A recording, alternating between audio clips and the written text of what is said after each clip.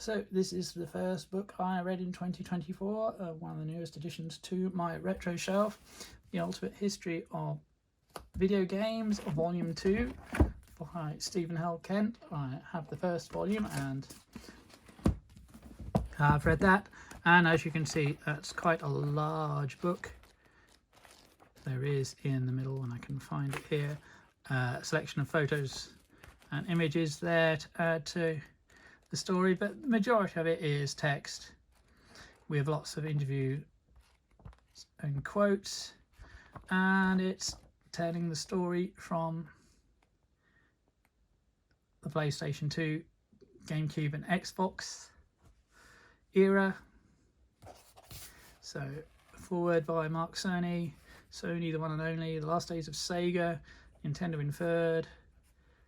What about Sony? It's impossible to beat Sony. A rising tide, the launch from hell, problems with the Xbox, the afterlife of the arcade, rise to the heavens, Microsoft's revolution, keeping secrets. So you say you want a revolution, the Wii wins, games that defined Generation 7, Electronic Arts and Activision, and then movies and games and Trapped in a Bad Romance. So over 500 pages, huge selection notes at the back. Now, I'm not going to say this is a bad book. I'm going to say this is a flawed book.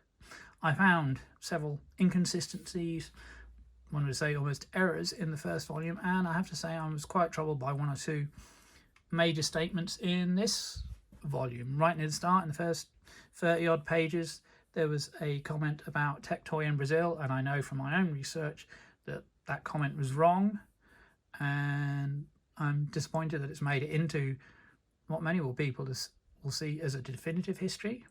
And I do also find that both volumes suffer the same problem in that they are incredibly biased against Europe and European developers. They hardly get a mention. Even the fact that Rockstar is originally a European-based developer, where so much of the games that they're famous for were developed here in the UK, and that almost gets glossed over in favour of saying, oh, the American developers and the Japanese developers dominated the industry. Well, that might be the perspective for somebody in America, but so many of the great games we know and love developed in Europe as well. And in the first volume, talking about the video game crash, of course, again, a very American-centric view that the crash is important worldwide.